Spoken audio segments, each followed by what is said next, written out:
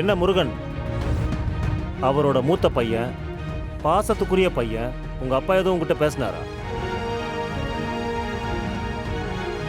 உன்னை எதுவும் வந்து தனியா மீட் பண்ணாரா?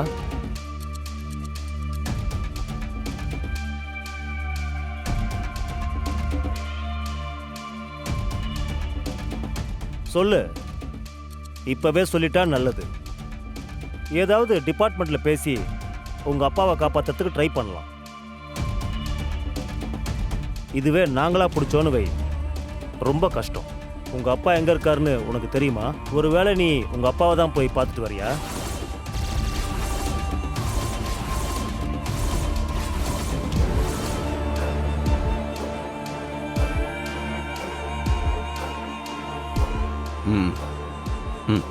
எங்களுக்கு எதுவும் தெரியாதுன்னு மட்டும் நினைச்சிடாதீங்க.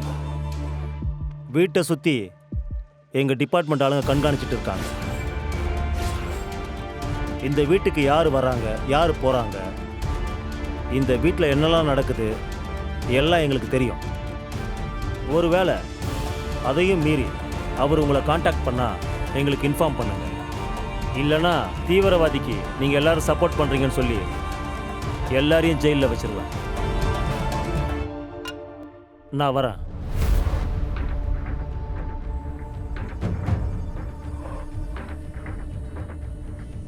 அண்ணா, உண்மையை சொல்லு. எங்க போனீங்க ரெண்டு பேரும்?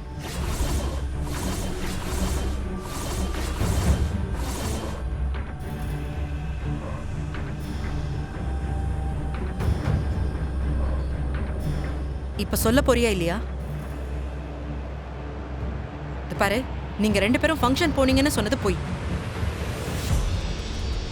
உண்மையை சொல்லு, என்னன்னு, எங்க போனீங்க? சொல்லுன, எங்க போயிருந்த?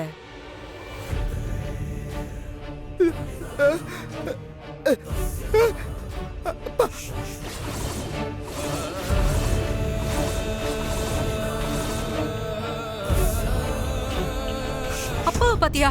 அண்ணா, எங்க பாத்த? எங்க பாத்த? முருகா, அண்ணா சொல்லு. அப்பாவை பாத்தியா? எங்கடா பாத்த? ஏதாவது சொன்னாரா? என்ன சொன்னாரு? நான் திரும்பவும் சொல்றேன், அவருக்கு ஹெல்ப் பண்ணணும்னு நினைக்காதீங்க. ஏதாவது இன்ஃபர்மேஷன் கிடைச்சா உடனே ஸ்டேஷனுக்கு சொல்லுங்க. துளசி, நீ போய் கதவை சாத்திட்டு வாமா. என்னடா, எங்கடா பார்த்த? சொல்லுடா. அண்ணே சொல்லுண்ண, எல்லாரும் கேக்குறோம்ல, எங்க பார்த்த? சொல்லுடா, எங்க இருக்காரு உங்க அப்பா? அவரை பாத்தியா? அவர்கிட்ட பேசினியா? அது ஒண்ணு இல்லைங்க, சிவராமனை பார்க்கல. சிவராமன் மாதிரியே இருக்கிற யாரோ ஒருத்தரை பக்கத்துல போய் பார்த்திருக்கான். தூக்கத்துல இவனுக்கு சரியா அடையாளம் தெரியல. அதான் அவரை ஃபாலோ பண்ணி போய் வீட்டுக்கு வர லேட் ஆயிடுச்சு.